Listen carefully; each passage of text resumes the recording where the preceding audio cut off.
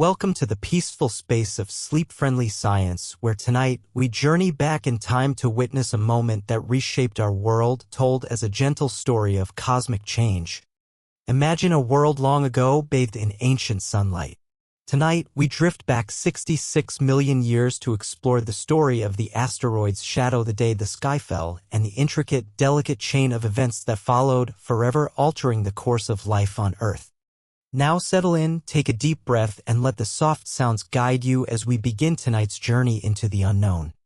Section 1. The Ancient, Breathing World. Let your mind drift gently now, not through space, but through the deep, silent ocean of time. We are traveling backward, past all recorded history, past the first whispers of human language, past the ice ages and their great, frozen stillness. We are sinking 66 million years into the past, and as the pressure of the ages lifts, you find yourself standing in a world that is breathing. You feel it first in the air. It is a thick, warm, and humid embrace, heavy with the scent of wet earth, blooming flowers, and the green tang of decay and rebirth. The oxygen content is higher here, and each breath you take feels richer, more nourishing, as if you were drinking in life itself. The air hums with a silent, unseen energy, a planetary vitality that has been building for eons. The light is different, too. The sun, our sun, is the same star, but its light filters down through this dense, living atmosphere and a canopy of colossal leaves, arriving on the forest floor not as harsh rays, but as a liquid, honeyed gold. It pools in clearings and dapples the backs of giants, painting the world in shades of emerald, amber, and deep, resonant shadow. And what a world of green it is! Before you stretches a landscape that is both alien and deeply, primordially familiar. There are no neat fields, no straight lines, only the chaotic, elegant, and overwhelming abundance of nature at its zenith. Vast seas of ferns, some as tall as you, unfurl their fronds like 1,000 whispered questions to the sky. Cycads, with their stout, armored trunks and starbursts of stiff leaves, stand like ancient sentinels on the hillsides, their forms unchanged for 100 million years. Towering above it all are the conifers, relatives of our pines and redwoods, but on a scale that defies the imagination. They are the great pillars of this world, their highest branches scraping a sky that seems closer, more intimate. They breathe out a slow, patient perfume of resin and time. But this is not just a world of ancient forms. Something new is happening here. A quiet revolution of color and scent. Flowering plants, the angiosperms, have arrived, and they are painting the endless green with strokes of vibrant, shocking beauty. Imagine the earliest magnolias, their waxy, white blossoms as large as dinner plates, opening to the humid air. Picture water lilies, adrift on a slow-moving river, their perfect geometry a stark contrast to the wild tangle of the banks. These flowers are a new language for the planet, a new way for life to speak to itself, attracting insects with promises of sweetness. And the insects, you can hear them now, a constant, low-level chorus that is the background music of the Cretaceous. Dragonflies with wings of iridescent, stained glass, some with the wingspan of a modern hawk, patrol the waterways. Beetles, clad in jewel-like carapaces, crawl through the rich humus. The air is alive with the hum and buzz of a billion tiny lives, each playing its part in this intricate, global machine. Slowly, your eyes adjust to the scale of this place, and you begin to see its true inhabitants. At first, they are just movements in the dappled light. A small, feathered dinosaur, no larger than a chicken, scurries into the undergrowth, its head cocked with bird-like curiosity. A lizard, a mosaic of green and brown, suns itself on a warm rock, a tiny, motionless dragon. But then you feel a tremor in the ground. It is not an earthquake, but a footstep, a deep, resonant thud that you feel in the hollow of your chest. From between the giant cycads, a herd of triceratops emerges. They move with the slow, deliberate grace of mountains come to life. Their great, bony frills are not just shields, but magnificent tapestries, canvases of keratin and bone, veined with blood vessels that may have flushed with color for display. You watch one lower its great horned head to browse on a bush of ferns, the sound of rhythmic tearing filling the air. It is an act of utter peace, of a creature perfectly at home in its world. Further on, in a wide, swampy clearing, a family of hadrosaurs, the great duck-billed dinosaurs, calls to one another. Their low, sonorous honks, amplified by the strange, hollow crests on their heads, echo through the trees, a complex symphony of communication. They are the orchestra of the lowlands, a river of life flowing through the landscape, their passage marked by the gentle swaying of the giant horsetails they wade through. This world is not silent. It is filled with the calls and movements of its children, a constant, living conversation. And where there is such life, there must also be its shadow. You sense a change in the air before you see anything. The insect chorus seems to falter. The hadrosaurs fall silent. A deep, instinctual hush falls over the forest. And then it appears. Stepping out of the deep shade is a Tyrannosaurus rex. Forget the monster of films. See it now as a creature of flesh and blood, a perfect and terrifying product of its environment.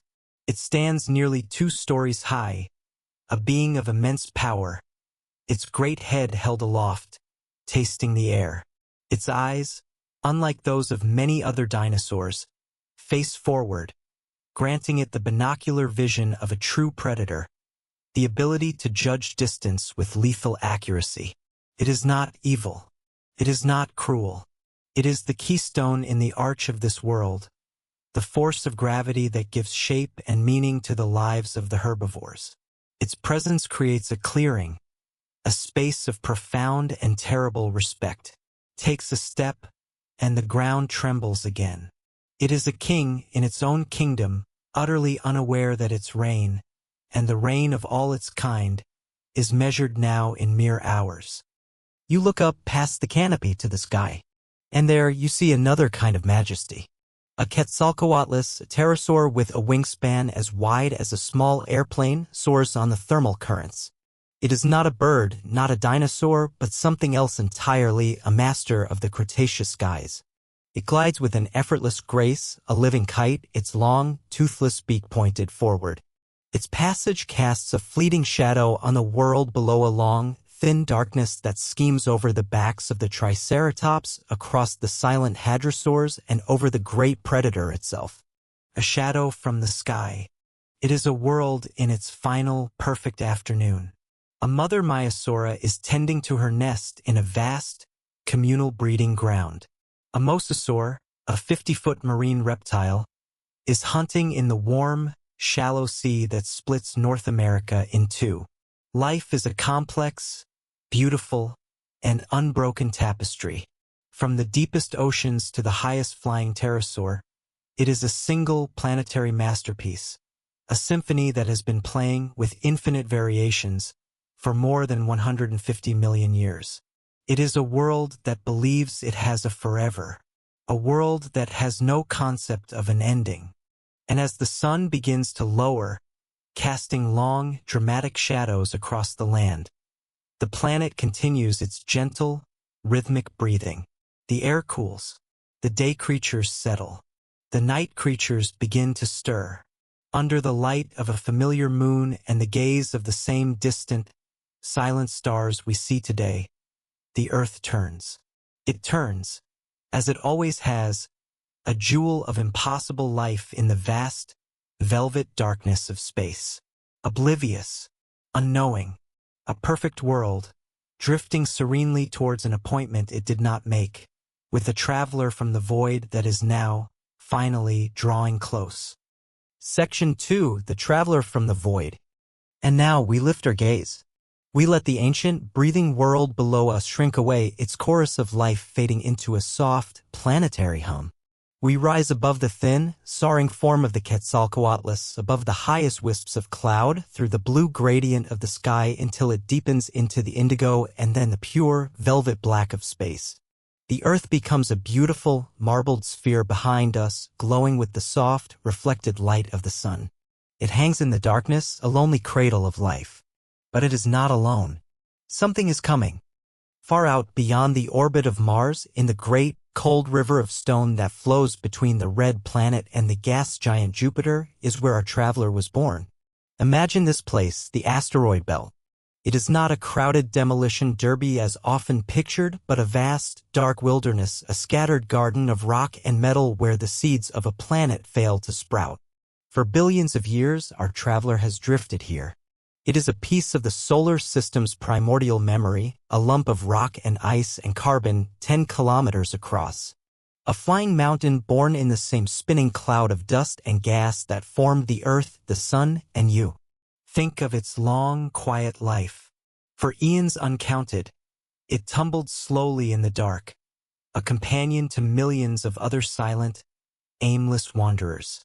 Its journey was a slow, lazy orbit around the sun, a predictable dance in a predictable neighborhood of the cosmos. It was scarred by lesser impacts, pitted and cratered by smaller siblings over the ages, each collision a memory etched into its stone face. It was a cosmic antique, a time capsule containing the raw, unaltered ingredients of our solar system's birth.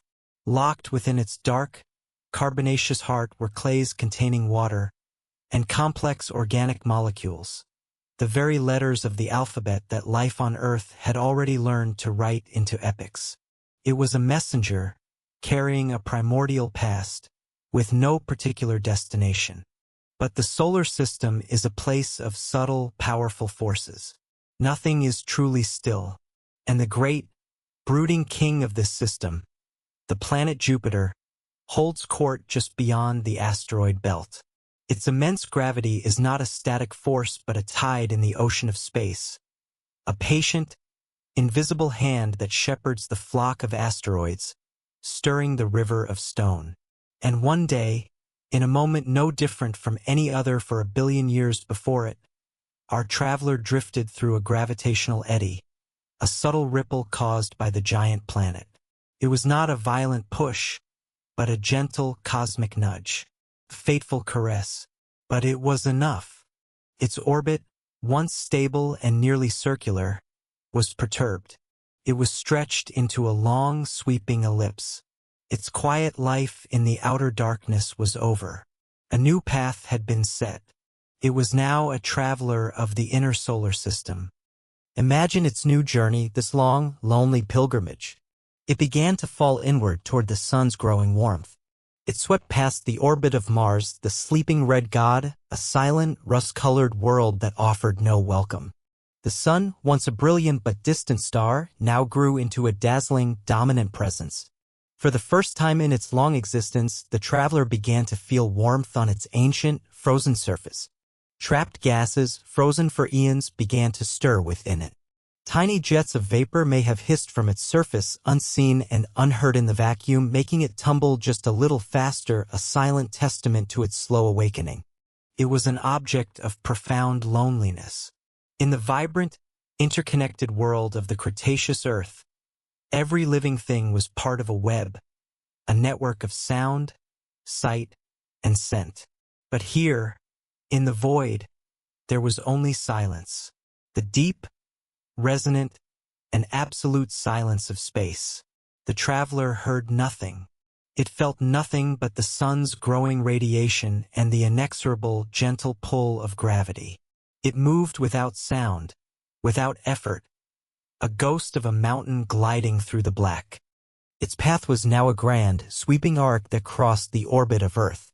For thousands of years, it played a game of cosmic chance. Sometimes it would cross the path when Earth was on the other side of the sun, a missed appointment by 100 million miles. Sometimes Earth would pass through the point of intersection months before the asteroid arrived. But orbits are mathematical certainties. They are paths of destiny written in the language of gravity. And the trajectories of the Earth and the traveler were, finally, converging not just in space, but in time. Now, as we watch from our vantage point in the deep, we see it closing the final gap. The Earth is no longer a distant point of light. It has grown in the traveler's path, swelling into a magnificent, swirling jewel of blue, white, and green. It is a beacon of impossible life in the cold, sterile dark. From this distance, you can see the shape of the continents cloaked in the deep, uniform green of that global forest. You can see the brilliant white of the polar caps and the mesmerizing, chaotic dance of the clouds. It looks peaceful. It looks perfect.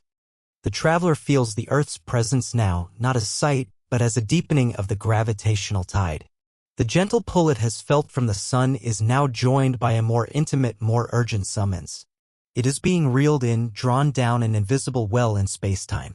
The Earth's gravity, the same force that holds the humid air to its surface and pulls a falling leaf to the forest floor, is now reaching out across 1,000,000 miles of space, beckoning the mountain of stone toward it.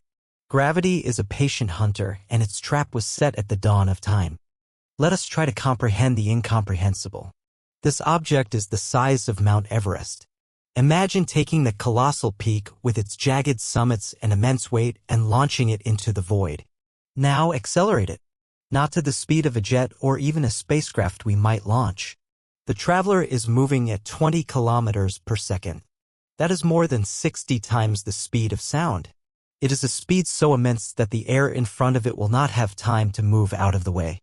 It is a speed that transforms solid rock into a projectile of pure, unimaginable energy. It is now crossing the orbit of the moon.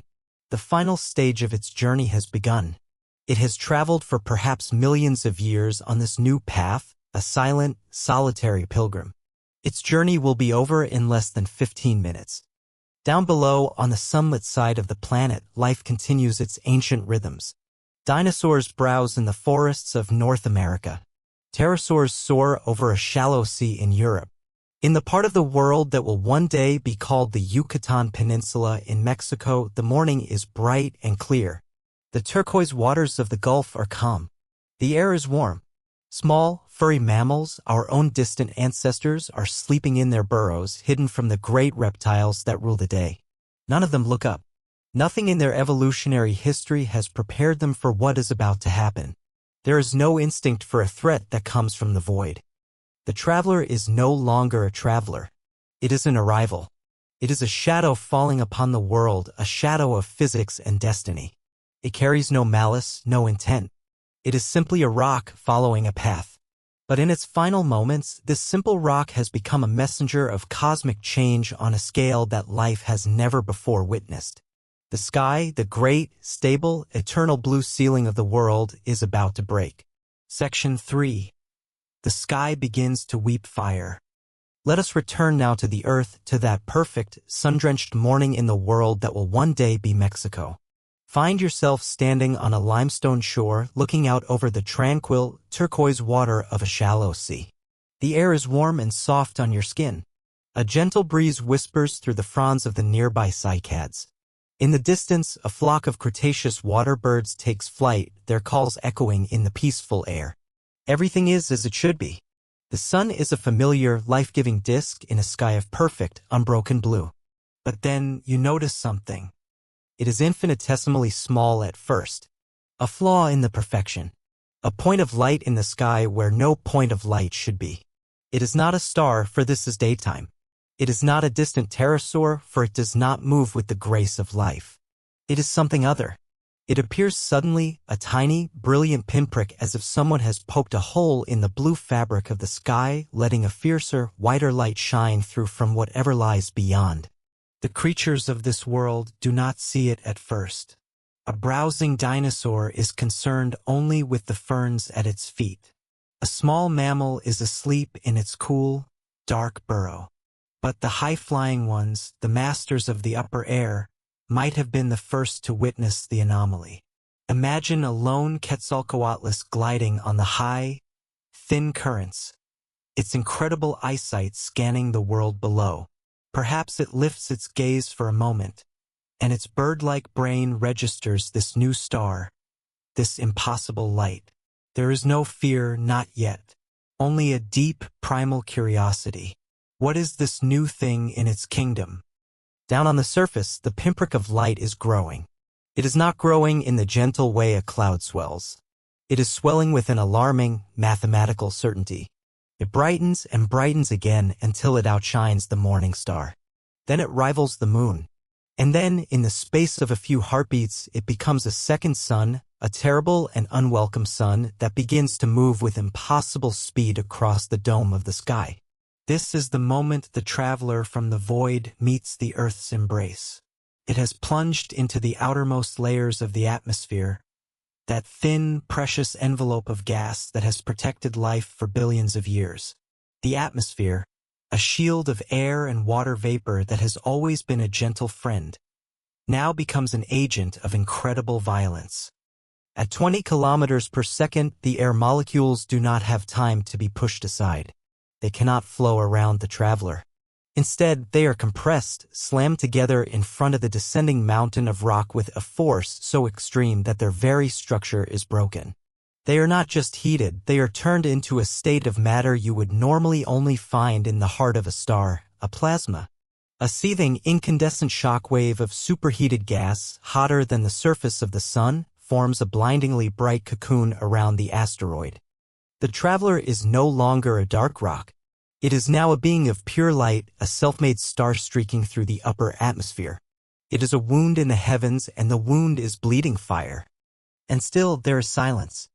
This is perhaps the most surreal and terrifying part of the spectacle. Light travels almost instantaneously, but sound is a slow, lumbering thing. So for those on the ground, a great and silent drama is unfolding in the sky above. The world is suddenly illuminated by a second, moving light source. Every leaf, every tree, every creature now casts two shadows. One is the familiar, gentle shadow of the sun. The other is a new, sharp, and alien shadow that moves with the streaking fireball. The two shadows dance and writhe across the landscape in a bizarre, silent ballet. The animals are becoming aware now. Not through understanding, but through a deep, instinctual wrongness. The light is not right. The shadows are not right. The hadrosaurs in the lowlands might stop their browsing, their great heads lifting towards the sky, their low, honking calls dying in their throats. They see the streak of impossible brilliance, and a new kind of fear, a fear for which they have no name, begins to stir. What predator is this that hunts from the roof of the world? Now the fire begins to fall. The traveler is moving so fast that it is shedding parts of itself, little pieces breaking off and burning up in the incandescent sheath around it. But more than that, the sky itself is beginning to weep.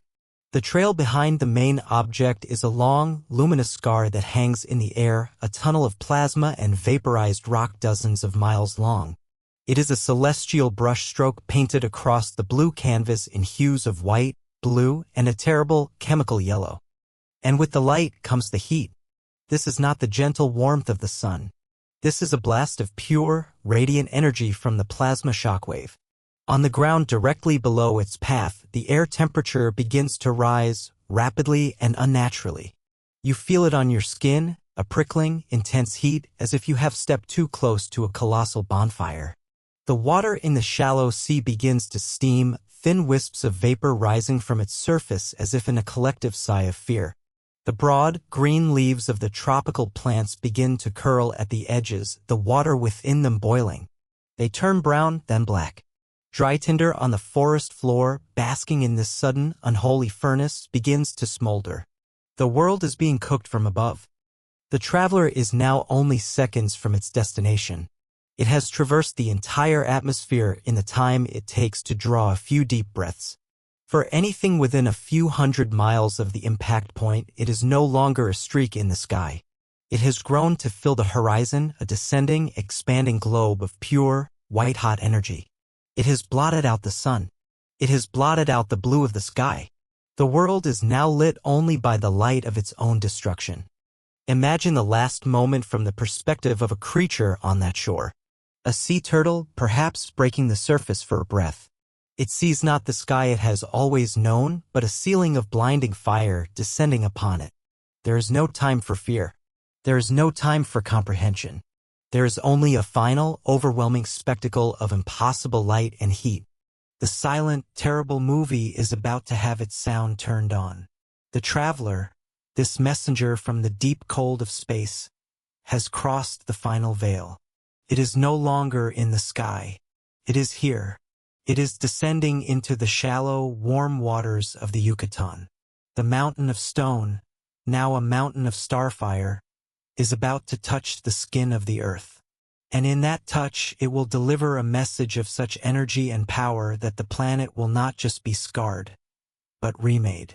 The world holds its breath, not knowing that it is about to be shattered. Section 4. The moment the world stood still. There is no sound. Not yet. There is only the touch. It is not a collision in the way a stone strikes the ground. It is a moment of merging. The mountain of starfire, the traveler from the void, makes contact with the thin, shimmering skin of the shallow sea. For a fraction of a microsecond, two separate parts of the solar system, the ancient, wandering rock and the living, breathing planet, become one. And in that union, a universe of energy is unleashed. This is the moment the world stands still. Time itself seems to fracture. The linear, flowing river of moments that we call experience is suspended in a single, silent, incandescent frame. First, there is the light. A flash of such impossible, absolute brilliance that the concept of sight becomes meaningless. It is not something you see with your eyes, it is something the world feels in its very atoms. It is a light that is brighter than 1,000 suns, a pure, white, cleansing fire that erases the world. The blue of the sky, the green of the land, the turquoise of the sea, all are consumed by this single, blinding pulse of creation and destruction.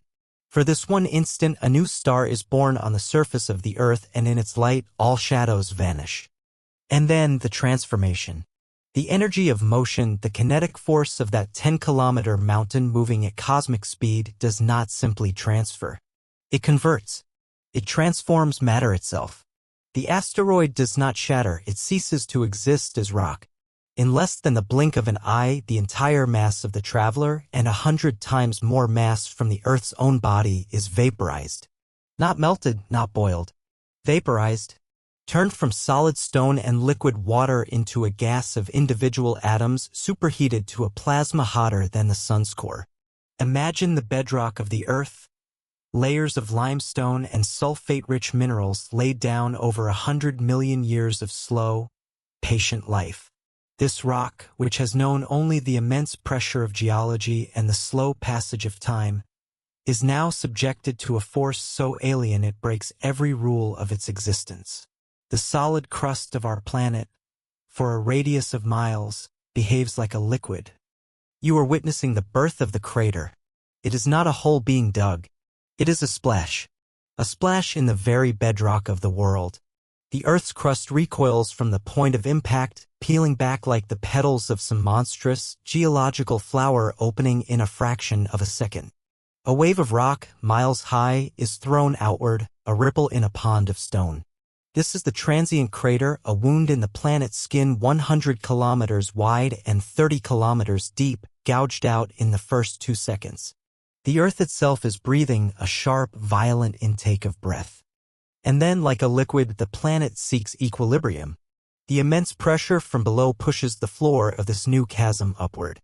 From the center of the wound, a mountain of molten rock, a central peak higher than Everest, rises from the abyss, hangs there for a moment in defiance of gravity, and then collapses back outward, forming the rings of the final, settled crater.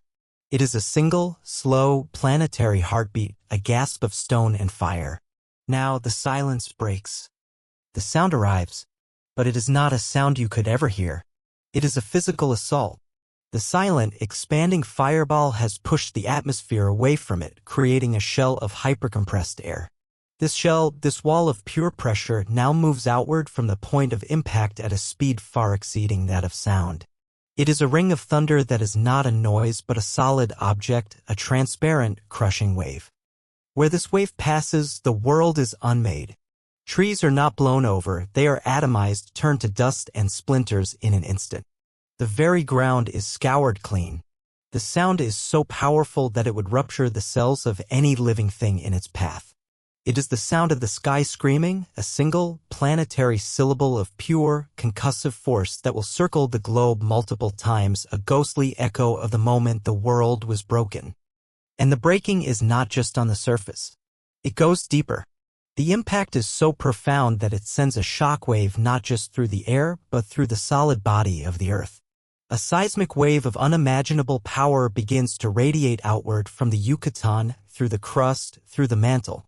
The entire planet begins to ring like a colossal bell struck by a hammer from the heavens. On the other side of the planet, in the part of the world that will one day be India, the ground begins to shake. Not with the familiar tremor of a local earthquake, but with a deep planetary shudder. This is the direct seismic energy of the impact, having traveled through the entire diameter of the Earth. This seismic shock triggers immense volcanic eruptions, the Deccan traps, which now begin to pour floods of lava across the land. A planetary wound responding to a planetary injury. Earthquakes of a magnitude we can barely comprehend, a 12 or 13 on a scale that was designed for a tamer world, ripple across every continent. The ground beneath the feet of every living creature is no longer stable. The fundamental promise of the world that the earth beneath you is solid has been broken. Let us return our focus to the point of impact. The great splash of stone and vaporized asteroid has not just gone outwards. It has gone upwards. A colossal plume of superheated rock, gas, and water is now ascending from the newly formed crater. It is a pillar of incandescent material rising with furious speed, punching a violent, temporary hole through the atmosphere. It carries with it the memory of the ground below, the vaporized limestone and, crucially, the sulfur from the sulfate rocks. This plume climbs higher and higher through the troposphere, through the stratosphere, rising on its own impossible heat until it breaks free of the atmosphere's grip and reaches the cold, hard vacuum of space. The Earth has thrown a part of itself into the void. This material, a mix of the Earth's crust and the traveler's body, now hangs above the planet in a vast, expanding cloud. It is a dark, terrible seed, and it is about to be sown across the entire globe. This single moment, this instant of stillness and fury, is the fulcrum upon which the history of life pivots. The age of reptiles, the 150 million year reign of the dinosaurs, has, in a practical sense, just ended. They do not know it yet.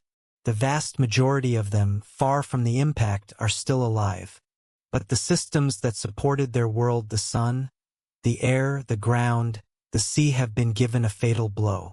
The complex chain of events that will lead to their quiet fall has now been set in motion. The first domino has fallen. A moment of unimaginable violence has passed. And now its slow, dark, and global consequences are about to begin. The fire from the sky is over, but a new fire is about to fall. Section 5, a blanket of burning glass. Let us hang here for a moment, in the silent, impossible space above the world. Below us, the planet reels, ringing like a bell from the hammer blow it has received. But up here, in the cold vacuum, there is only a strange, new, and terrible beauty. The great plume of vaporized rock and earth, a mixture of the traveler's body and the planet's crust, has reached its zenith. It is a ghostly, silent fountain of stone, a cloud of incandescent dust and gas that has breached the final frontier. For a few fleeting minutes, a piece of the Earth's soul hangs in space. It forms a vast, expanding canopy over the sunlit side of the planet, a temporary and unnatural moon made of its own substance. The sun's light shines through it, creating eerie, shifting patterns, a celestial aurora of destruction. In this cloud are the elements of life and death, the carbon from the asteroid, the water from the shallow sea, the sulfur from the deep rock, and the very bedrock of the Yucatan. But gravity is patient and it is relentless. What goes up must, in time, come down. The fountain of fire cannot hang in the void forever. The initial upward momentum is spent and the Earth's own gravitational pull begins to reclaim its own. The vast, expanding cloud begins to slow, to pause, and then to fall. It does not fall as a single mass. It begins to rain back down upon the world from which it came. But this is no gentle rain. The material has cooled in the vacuum of space, solidifying not into dust, but into trillions upon trillions of tiny spheres of glass, called spherules. They are no bigger than grains of sand, tiny droplets of molten rock that froze in the cold darkness. A vast, global cloud of glassy sand is now poised at the edge of space, and it is about to re-enter the atmosphere everywhere at once. Imagine you are a dinosaur thousands of miles from the impact in the great forests of what will become North America. The ground has just stopped shaking from the great planetary tremor. The creatures are confused, frightened. They look up at the sky for reassurance, but the familiar blue is gone. In its place, the sky is beginning to shift in color, taking on a strange, metallic sheen. And then, the show begins. It starts as a meteor shower to end all meteor showers. Not one or two shooting stars, but thousands. Then millions. The entire dome of the sky becomes alive with streaks of light. It is as if every star in the heavens has decided to fall to earth at once. A silent, beautiful, and terrifying display of celestial fireworks. But this is the last moment of beauty.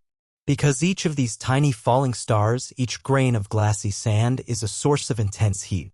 As the spherules plow back into the upper atmosphere at high speed, the friction is immense. They heat up, glowing a dull, angry red, then a bright, menacing orange, and then a brilliant, searing white. The entire upper atmosphere across the whole planet is now filled with these incandescent particles. The sky is no longer a canopy of air. It has become a red-hot ceiling. A vast, glowing heating element suspended miles above the surface. A blacksmith's forge the size of a world. And now the heat from this celestial furnace begins to radiate downward. This is not a wave of hot air. It is pure, raw, thermal energy like the blast of heat you feel when you open a global oven door.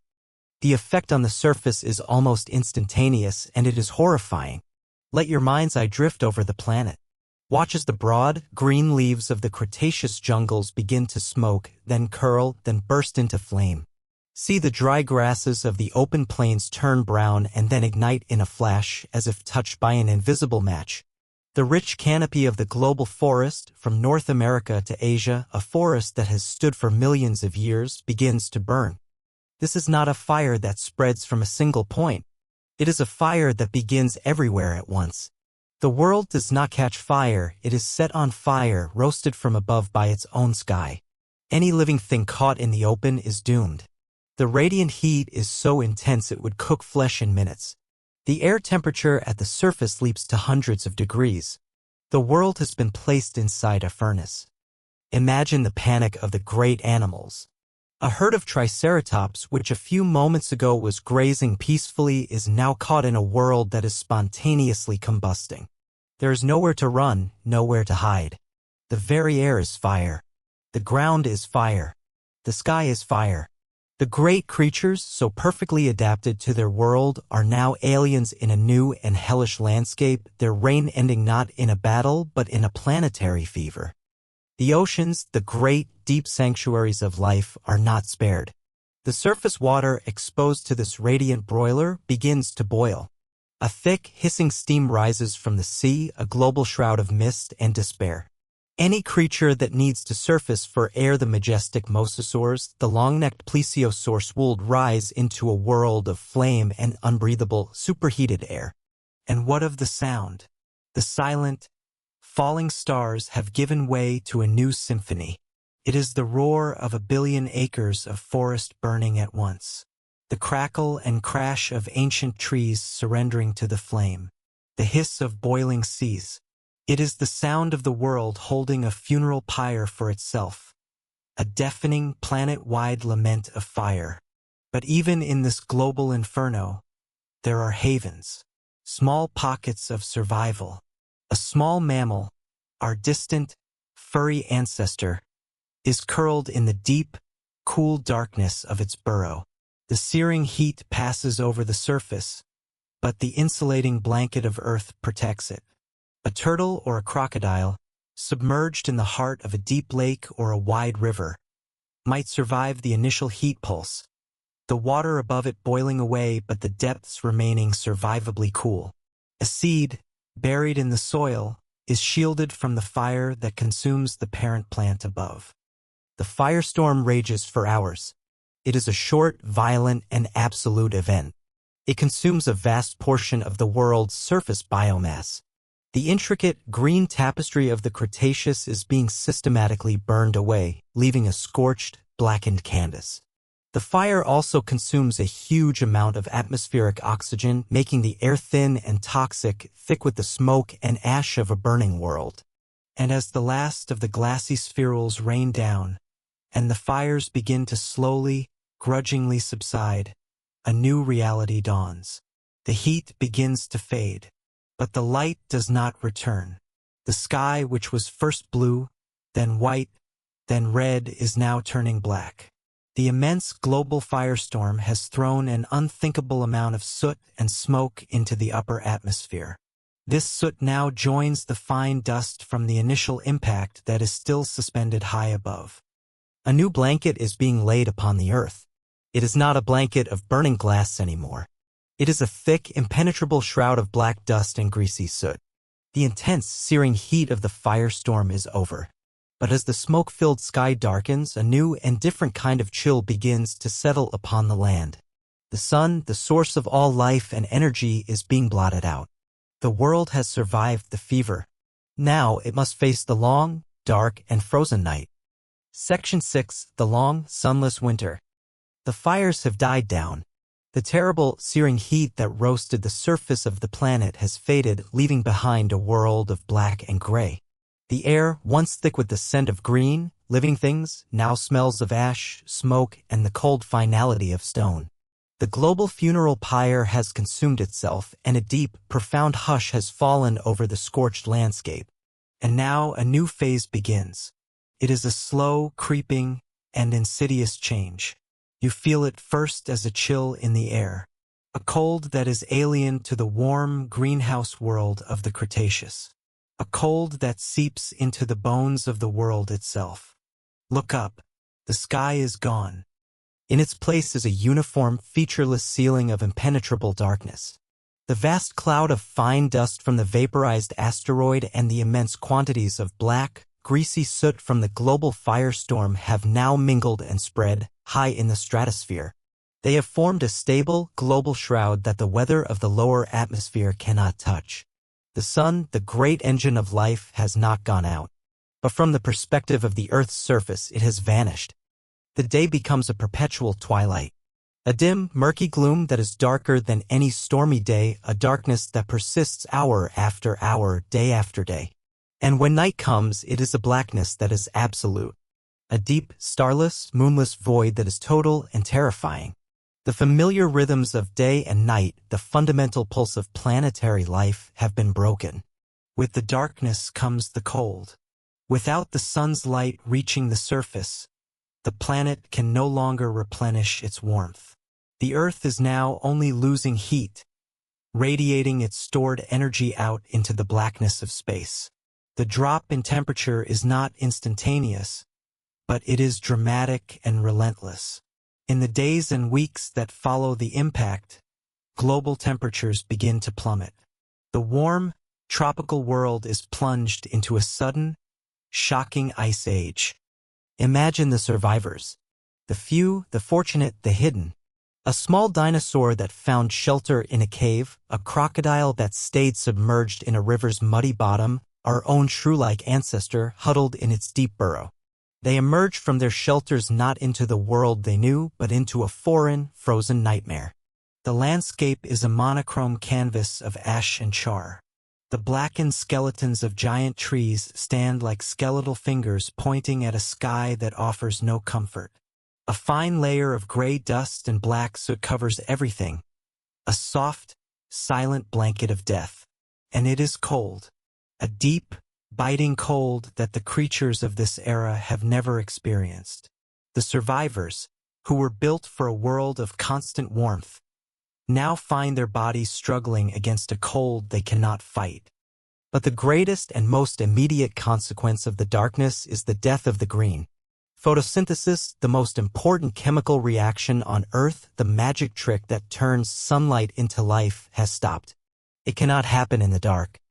The phytoplankton in the oceans, the microscopic green drifters that form the absolute base of the marine food web, are the first to go. Without sunlight penetrating the water, they die off in their trillions. The ocean, which was a rich, living soup, becomes a clear, sterile desert. The creatures that feed on them, the krill and the small fish, begin to starve. And then the creatures that feed on them, the larger fish and the ammonites, begin to starve in turn. The entire intricate pyramid of life in the sea begins to crumble from its base upwards. On land, the situation is just as dire. Any plants that somehow survived the firestorm, ferns in a damp, sheltered gorge, roots that were not consumed, now face a new enemy, the dark. They cannot produce new leaves. They cannot grow. They are in a state of suspended animation, slowly starving for light. The great plant eaters, the herbivores that survived the initial cataclysm, now face a world with no food. The vast, green buffet of the Cretaceous is gone, replaced by a scorched, frozen, and barren wasteland. A lone triceratops, perhaps one that found refuge in a deep valley, now wanders through this ghostly world. It is a giant in a land of ghosts. Its instincts drive it to seek the ferns and cycads that have sustained its kind for millions of years, but it finds only blackened stalks and toxic ash. It is a slow, quiet, and deeply tragic extinction. The great herbivores, the pillars of the Mesozoic world, are walking toward their end, not with a bang, but with the slow, gnawing emptiness of starvation. And with the death of the herbivores, the fate of the great carnivores is sealed. A Tyrannosaurus rex, a perfect predator built to hunt giants, now finds itself in a world with no prey. It may survive for a time on the carcasses of the dead, a scavenger in a global graveyard. But the carrion will not last forever. The king of the dinosaurs, the apex of a 150-million-year-old food chain, is now a king with no kingdom, a hunter with nothing to hunt. Its dominance, its power, its very reason for being has been erased by the dark. The impact winter deepens. The falling temperatures cause snow to fall in places that have never seen it.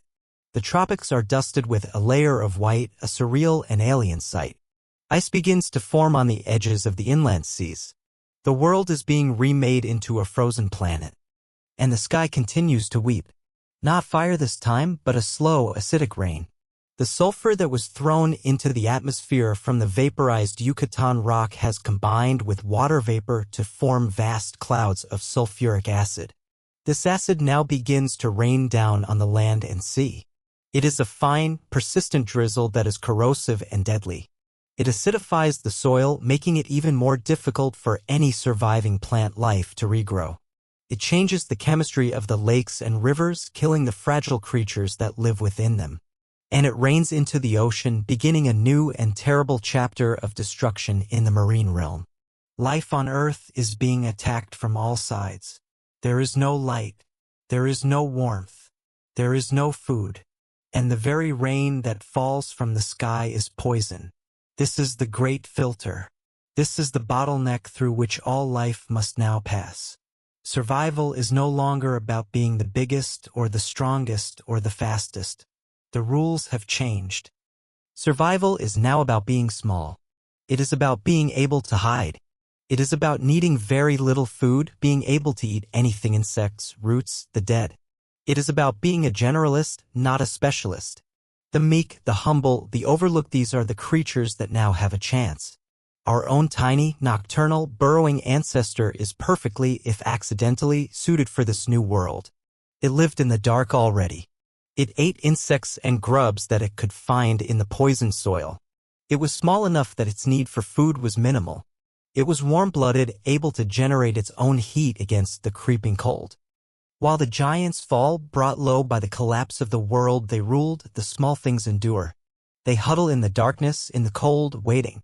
They do not know what they are waiting for. They are simply surviving, one day at a time, in the long, sunless winter that has descended upon the earth. They are the keepers of life's faint, flickering flame, sheltering it through the darkest night the planet has ever known. Section 7. The Ocean's Great Sigh of Grief. Let us now leave the cold, dark silence of the scorched land and sink gently into the vast, troubled heart of the planet, the ocean. For millennia, the oceans have been the great cradle of life, the womb of the world, a realm of sublime stability and boundless abundance. But the catastrophe that began in the sky does not end at the shoreline. It seeps invisibly and inexorably into the deep. The first hint of this new affliction came with the darkness. As the sun vanished behind the planet-girdling shroud of soot and dust, the very engine of the sea sputtered and died. The upper layer of the ocean, the sunlit zone, was a teeming, microscopic jungle of phytoplankton.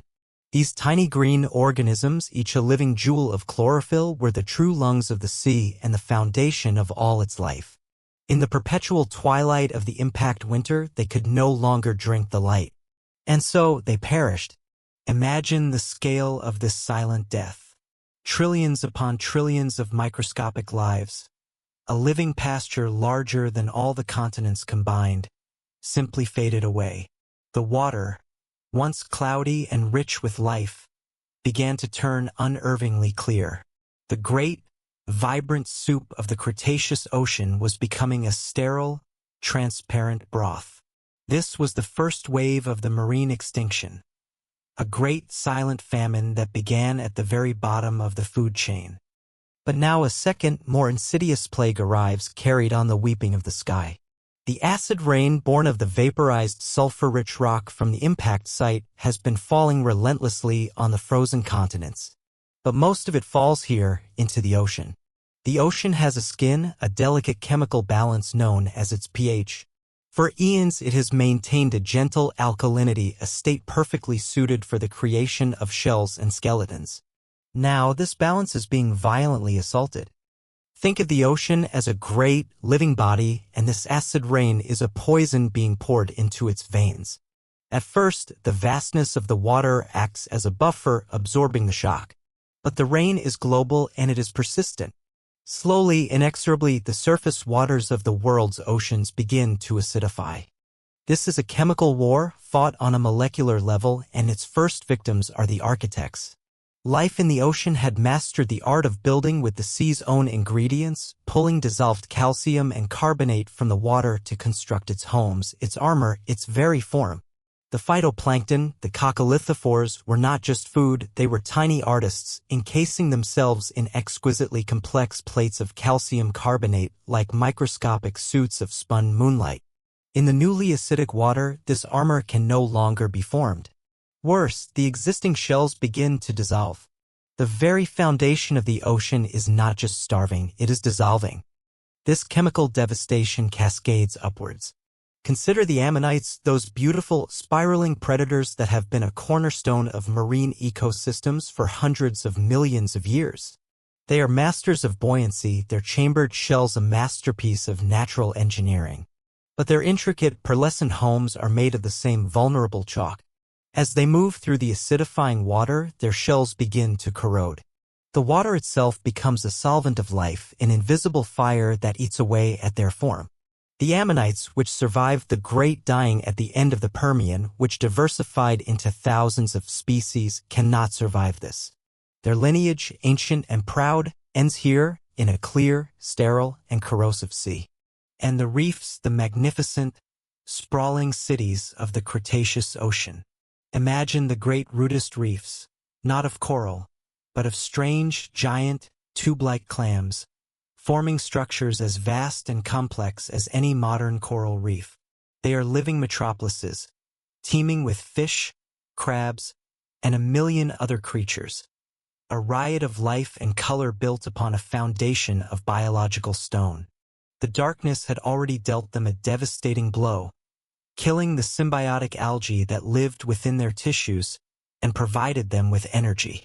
The reefs had already bleached, turning from vibrant hubs of life into pale, bone-white ghost towns. Now the acid tide washes over them. The very skeletons of the reef builders, the limestone structures that took millions of years to grow, begin to break down. The ghost towns are not just abandoned. They are being chemically unmade, crumbling back into the elemental grit from which they were built. The ocean's great cathedrals are dissolving into dust.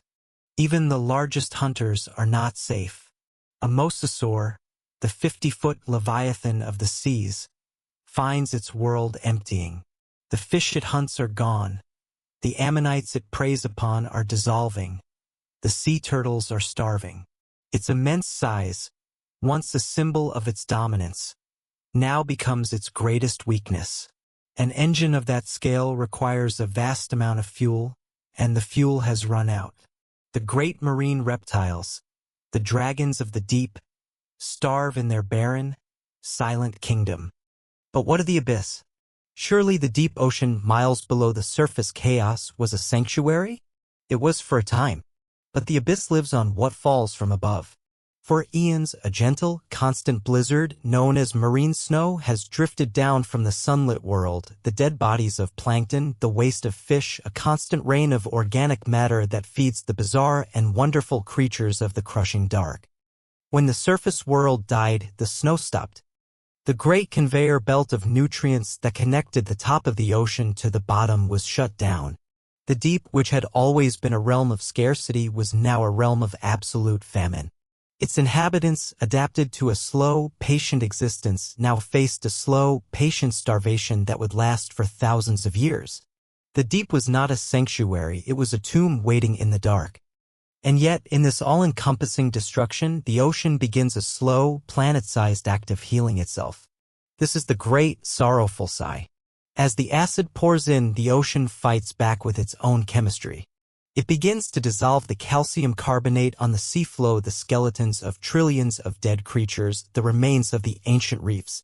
This act of dissolution releases carbonate ions back into the water, neutralizing the acid, buffering the entire system. The ocean is sacrificing the memory of its past life to save its future. It is consuming its own dead, its own beautiful architecture, to rebalance its chemistry. It is a process that will take 10,000 years or more. It is a slow, deep, planetary sigh of grief. When it is over, the ocean will no longer be acidic. It will be stable again. But it will be empty. The slate will have been wiped clean. The catastrophe has now come full circle. The land is a frozen, barren desert under a black sky. The sea is a clear, acidic graveyard.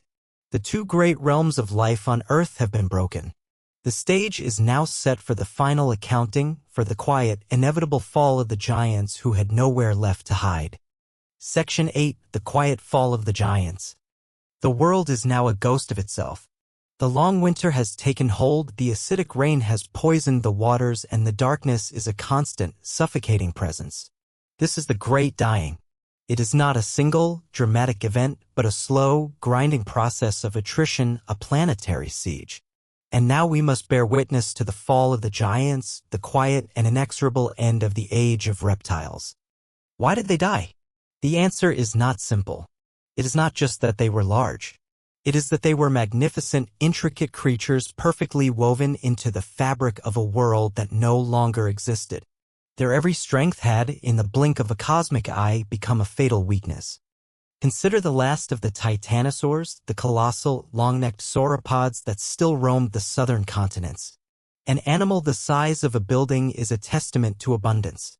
Its existence is predicated on a world of endless green, a constant, high-energy supply of vegetation to fuel its immense metabolic furnace.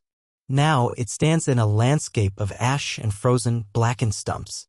Its great size, once a defense against predators, is now a liability. It is a vast engine with no fuel. Its hunger is a roaring fire that cannot be quenched. The titans do not fall in battle, they simply run out of world. They lie down, one last time, in the cold, gray dust, and their great hearts fall silent. Think of the horned dinosaurs, the ceratopsians, with their elaborate frills and formidable horns. They were not just eaters of plants, they were specialist eaters, their beaks and teeth perfectly evolved to shear through the tough cycads and ferns of the Cretaceous undergrowth. That specific food source is gone. They are master keys whose locks have all been smashed. Their intricate anatomy, a product of millions of years of coevolution with their environment, is now a cruel joke. They wander a barren landscape, searching for a food that they are built for, but which the world can no longer provide. And the king himself, Tyrannosaurus rex. Its fate was tied inextricably to these great herbivores. It was the shadow they cast. As the last of the plant-eaters stumbled and fell, the world of the great predator emptied. Its powerful legs, built for pursuit, had nowhere to run. Its immense, bone-crushing jaws, the most powerful bite of any land animal in Earth's history, had nothing to crush. The king died because its subjects had all perished. Its reign ended in the silence of a global graveyard it had not created, a victim not of a rival, but of starvation. It was a death of 1,000 cuts, an extinction by a confluence of disasters. For any dinosaur that survived the initial firestorm and the bone-shattering shockwaves, the world had become a series of impossible hurdles. There was the cold. As warm-blooded as some may have been, they were creatures of a hothouse world. They were not built for freezing temperatures, for snow, for a relentless, energy-sapping chill. The cold made them slow, lethargic, their bodies burning precious, irreplaceable calories just to stay alive. There was the darkness. The perpetual gloom disrupted everything. It blinded the keen-eyed predators. It confused the navigational instincts of the herds. But most importantly, it shattered their reproductive cycles. Many reptiles rely on environmental cues: the length of the day, the warmth of the sun to trigger breeding.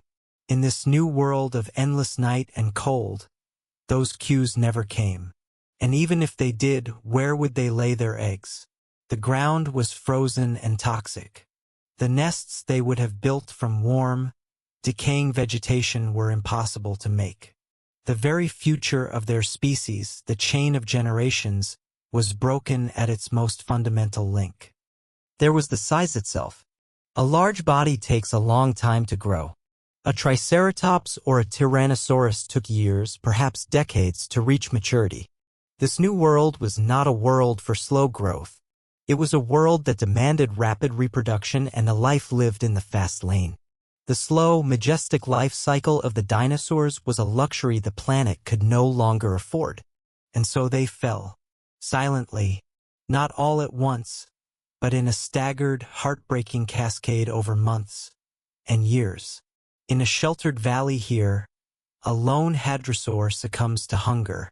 On a frozen floodplain there, the last of a pack of raptors curls up and dies of cold.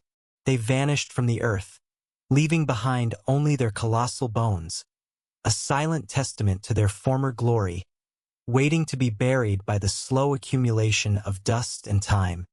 With them went their cousins in the air and sea. The pterosaurs, the masters of the sky, were gone. Their vast, delicate wings were no match for the turbulent, toxic atmosphere, and their food sources, the fish in the sea and the small animals on land, had vanished. The last Quetzalcoatlus did not fall from the sky in a dramatic plunge. It simply never took off again, its great wings folded one final time on a dead and silent shore. The mosasaurs and plesiosaurs, rulers of the sterile, acidic ocean, faded into oblivion, their great bodies sinking one last time into the clear, empty deep. The extinction was a filter, and it was brutally efficient. It targeted the large. It targeted the specialists. It targeted those at the top of the food chains. It targeted any creature that was tied too closely to the old world, the world of sunlight and abundance. 75% of all species on Earth would be wiped out. The web of life was not just torn, it was shredded, burned, and dissolved, leaving only a few tattered threads. But who were the survivors? Who passed through the filter? The small, the humble, the overlooked. The crocodiles and alligators survived, hiding in the freshwater ecosystems that were less affected than the global ocean. They could enter a state of near hibernation, their cold-blooded metabolisms slowing to a crawl, allowing them to wait out the worst of the winter with little food. The turtles survived, their slow metabolism and protective shells a perfect toolkit for a world on pause. The birds, the direct descendants of a small branch of feathered dinosaurs, survived. Their ability to fly allowed them to travel vast distances in search of scarce food, and their beaks were versatile tools capable of probing for seeds or insects. And in the burrows, in the shadows, under the roots of the dead forests, were the mammals, our ancestors. They were small, nocturnal, and warm-blooded. They were generalists, eating whatever they could find: insects, worms, roots, the carrion of the fallen giants. They reproduced quickly, their small litters growing to maturity in a matter of months, not decades. The very traits that had kept them in the shadows of the dinosaurs were now the keys to their survival. The long night of the dinosaurs was, for them, a familiar world. They were born of the darkness. And so the great transition happens. The throne of the world, occupied for 150 million years by the magnificent and the mighty, is now empty. The age of reptiles is over. The giants have fallen, their passing marked not by a roar, but by a profound and lasting silence. And into this silence, a new kind of life, small and furtive, begins to stir, ready to inherit a broken, but waiting, world. Section 9. Life's First Green Whisper. For a time that feels like an eternity, the world exists in this state of gray limbo. The cold is deep, the silence is profound, and the darkness is a heavy, unchanging blanket. The great dying is complete, and the earth is a planet holding its breath, a vast, silent memorial to a lost world. But nothing in the universe is truly static. The forces of physics which brought the destruction are also the seeds of the planet's recovery. High in the stratosphere, the shroud of death begins to lose its grip. The fine dust and soot held aloft by the strange stasis of the upper atmosphere are not weightless. Gravity, that patient, ever-present force, is still pulling on every single particle. Slowly, over months that turn into years, the dark veil begins to thin. The particles begin to clump together, to grow heavy, and to fall. It is not a rain that you would recognize. It is a slow, persistent, almost invisible settling of fine gray powder, a final, dusty exhalation from the wounded sky. For a long, long time, this makes little difference to the gloom on the surface. But one day, after years of perpetual twilight, something happens. A change in the quality of the light. Imagine you are one of the survivors, a small, shrew-like mammal, emerging from the relative safety of your burrow. For your entire life, the world has been a landscape of muted grays, lit by a diffuse, directionless gloom. But today, the darkness seems less absolute. There is a texture to it, a subtle gradient. In one part of the sky, the oppressive ceiling seems thinner, a patch of bruised purple in the endless black. And then it happens. A single, pure, astonishing beam of light breaks through. It is not the warm, golden light of the Cretaceous sun. It is a weak, watery, silver light as thin as a thread. But it is direct. It is real. For the first time in years, the world has a source of light. For the first time in years, the world has a shadow. The beam slants across the desolate landscape, illuminating the dust motes in the still, cold air. It touches the blackened trunk of a dead tree, and the skeletal form casts a long, sharp shadow across the ashen ground. This is the dawn. Not the dawn of a day, but the dawn of an era. The long winter is beginning to break. The survivors, the creatures of the dark, are perhaps frightened of it at first. The crocodile sinks back into its muddy water. The burrowing mammal retreats to the familiar darkness of its tunnel. But life's deepest instinct is not to fear the sun, but to crave it. And something deep in the soil, something that has been waiting in a state of suspended hope, responds to that first, tentative touch of light. The spores of ferns, ancient and incredibly resilient, are scattered everywhere in the soil. They are the planet's emergency backup system. They have weathered fire, flood, and darkness, tiny, patient packages of genetic memory. And now, with the first hint of light, they awaken. This is life's first green whisper. Against the stark backdrop of black char and gray ash, a tiny, vibrant point of green appears. A single fern frond, tightly coiled like a question mark, begins to push its way up through the poison soil. It is a small, fragile thing, an act of impossible, audacious hope in a dead world. Then another appears. And another. Soon, in the damp, sheltered places where water has begun to pool, a strange and beautiful new carpet is laid down. A carpet of brilliant, almost luminous green. This is the fern spike, a geological signature of planetary recovery. For centuries, ferns will dominate this new world. They are the first responders, the pioneers, the shock troops of life's renewed assault on the barren land. They cover the scars of the earth with a soft, green bandage. The returning sun grows stronger. As more of the dust settles from the sky, the weak beam becomes a shaft, the shaft becomes a column, and finally, after decades, the sky begins to clear. The sun is revealed once more, a pale, distant disk in a hazy yellow sky. But it is there. Its warmth, though weak, begins to touch the surface. The ice that has held the world in its grip begins to melt. Water begins to flow again. The planet takes a slow, shallow, but real breath. Now, the animal survivors can truly emerge. Our small, mammalian ancestor creeps out of its burrow into this new, green, and silent world. The air is still cold, but the weak sunlight on its fur is the sensation of pure bliss. And there is food. The world of ferns is not the rich buffet of the Cretaceous, but it supports a new food web. Insects, which survived in their larval stages in the soil or in decaying wood, begin to emerge, feeding on the ferns and the detritus.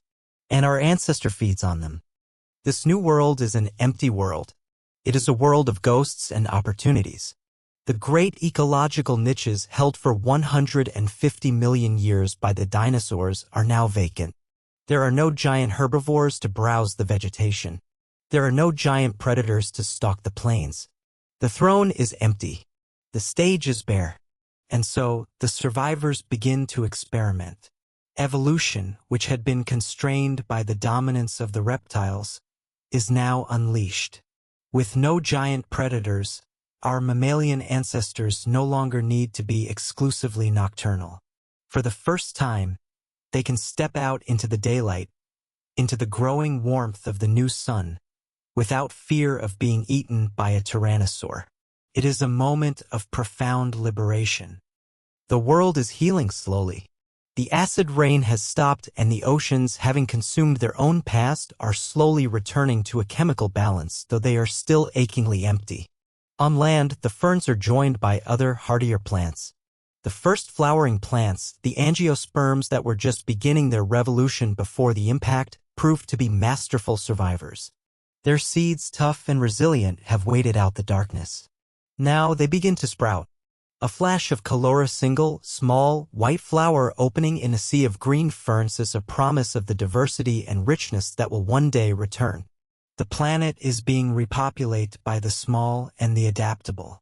The birds, those feathered dinosaurs that made it through, find a world with few competitors. The reptiles that survive turtles, crocodiles, lizards, snakes begin to carve out new lives in this simplified world. And the mammals, our family, are poised on the brink of a revolution. The recovery will take millions of years. The scars on the planet will remain for eons. The crater in the Yucatan is a permanent reminder of the day the sky fell. But life, in its tenacity, in its sheer, stubborn refusal to be extinguished, has turned a corner. The first green whisper has grown into a steady, verdant hum. The silence is being filled not by the roars of giants, but by the rustle of leaves, the buzz of returning insects, and the quiet footsteps of the small, furry creatures that now inherit the earth. The long night is over. A new day is dawning. Section 10, our distant cosmic inheritance. And so we find ourselves standing on the threshold of a new world, a world born from fire and shadow. Let us take a moment to look back, not just over the catastrophe, but over the immense, silent expanse of time that has followed. The green whisper has grown into a roar. The recovery, which began with a single fern, has blossomed into a riot of new life, a vibrant and unfamiliar tapestry woven on the loom of a reset planet.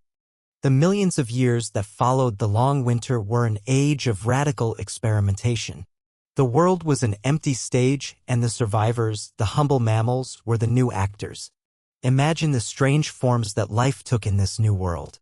Mammals that, for the first time, grew large, venturing into the niches left vacant by the fallen giants. There were mammals that looked like hyenas but were related to neither.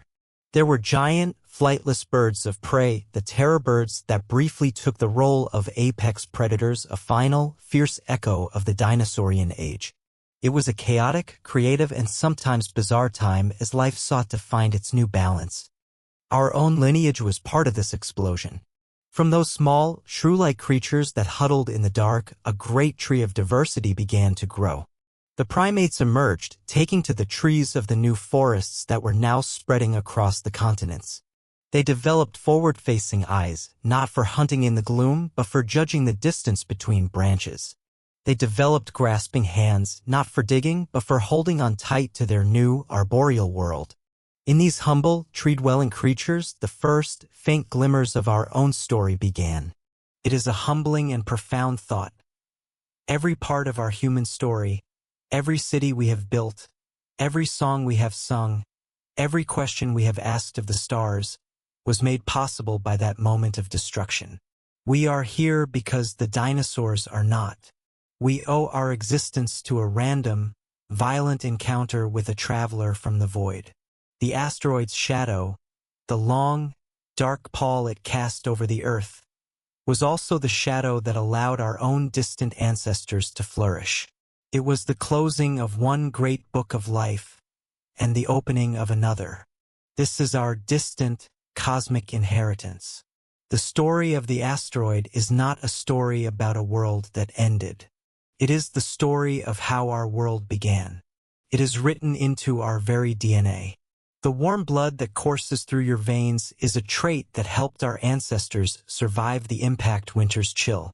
Our relatively large brains, which began their expansion in the new, complex world that followed the extinction, are a testament to the opportunities that opened up when the giants fell.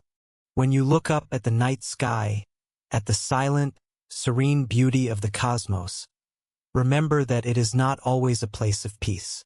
It is a place of immense power, of slow, patient forces, and of sudden, world-altering violence. The moon itself is a scar from a far more ancient cosmic collision. The asteroids that still drift in their great, cold river are the leftover building blocks of our home, each one a potential messenger of change. Our planet is not a fortress. It is a traveler, just like the asteroid was, moving through a dynamic and sometimes dangerous cosmic neighborhood. And this story connects us not just to the cosmos, but to the very ground beneath our feet. A thin layer of clay, rich in the element iridium, can be found all over the world, sandwiched between the rocks of the Cretaceous and the rocks of the Paleogene. Iridium is rare on Earth's surface but common in asteroids. This thin, dark line in the rock is the tombstone of the dinosaurs. It is the physical evidence of the dust and ash that settled from the sky, the final signature of the traveler from the void. You can, in some parts of the world, place your finger on this line. You can touch the precise moment in geological history when the world was remade. You can touch the shadow. So as you drift now on the edge of sleep, hold this story in your mind. It is a story of immense violence, but it is also a story of incredible resilience. It is a story of endings, but more than that, it is a story of beginnings.